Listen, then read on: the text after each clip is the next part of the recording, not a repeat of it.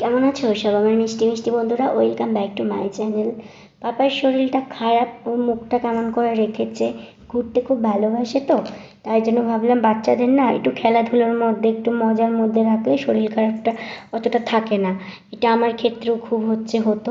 সেই কারণে তোমাদের দাদাভাই বললো চলো চলো আমাদের বাড়ির পাশে এখানে একটা চায়ের দোকান আছে, ওখান থেকে চা খেয়ে আসি। তো রেডি হয়ে গিয়ে বেরোলাম, তো বেরিয়ে দেখি না, যেটার জন্য এসেছিলাম সেটা হলো না। বাবা মুখটাকে কেমন করেই রেখেছিল।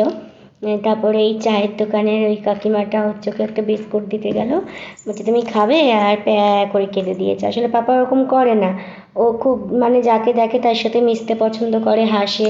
শরীরটা তো ভালো না, ওই জন্য হচ্ছে ওরকম অচেনা মানুষ দেখে এখন যেতে চাইছে না, মানে আমার কোল থেকেই নামতে চাইছে না, এমন একটা ব্যাপার। আমাকে ছাড়ছেই না। এখন ভিডিও এডিট করছি, আমার সাথে হচ্ছে গল্প করছে, তার সাথে আমার শরীরটাও ভীষণ খারাপ।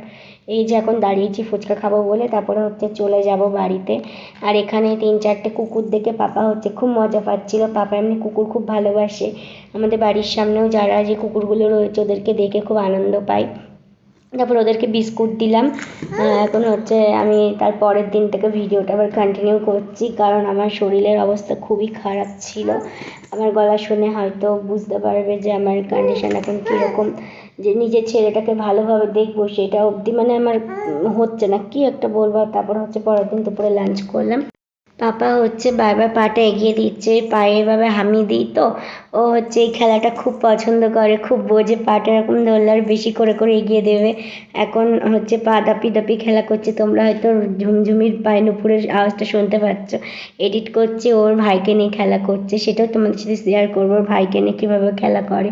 আর এই দেখো, তারপরে পাপা একটু ঘুমিয়েছে, জামা কাপড়গুলো আবার মেলবো, এখন সন্ধে হয়ে গেছে। সারাটা দিন পাপাকে ছেড়ে যেতে পারিনি, পাপা কোল থেকে নামছিল না, আমার স্নান দান তেমনভাবে কোনো কিছুই হয়নি। আর হচ্ছে জামা কাপড়গুলো এখন নিয়ে এলাম। এভাবেই করতে হবে, পাপাকে একটু একটু রেখে। আর ওকে রেখে যেতে আমার একটু মন চাইছে না আজকে, জানো না, আমার কোনো কিছুই ভালো লাগছে না। বাচ্চার শরীর খারাপ হলে কীরকম লাগে তোমরাই বলো। আর তার উপরে আমার শরীরটা এমন না, আমি যে ওকে নিয়ে ঠিকঠাকভাবে একটু ঘুরতেও পারছি না। ও ঘরের মধ্যে একটু ঘোরে তো কোলে কোলে, ওকে একটু দুলিয়ে দুলিয়ে নিতে হয়। তো সেইটাকে ঠিক পেরে উঠছি না, জানো না। মাথার মধ্যে আমার দপ দপ দপ দপ করছে, সে কীরকম একটা। তারপরে আমার প্রবলেম রয়েছে একটু।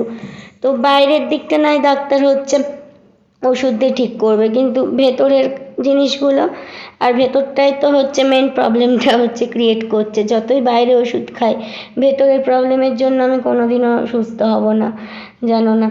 যতদিন না অবধি মানে আমি নিজে শান্তিভাবে থাকতে পারবো, নিজের বাড়ি হবে, নিজে সেখানে মন খুলে বাঁচতে পারবো। জানো তো, আমার একটা রান্নাঘরের খুব শখ, যেখানে আমি নিজের মন মতো আমার।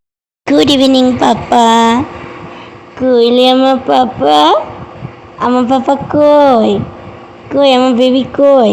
খেতে গায়ে থাক বাবা, তোর ঠান্ডা লেগেছে বা ওষুধ খেতে হবে না? ওষুধ খেতে হবে তো। আমার পাপা, আমার পাপাটা, আমার পাপাটা মন খারাপ, মন খারাপ। হ্যাঁ, শরীরটা ভালো না তো, তাই জন্য মনটাও একটু খারাপ, তাই না পাপা?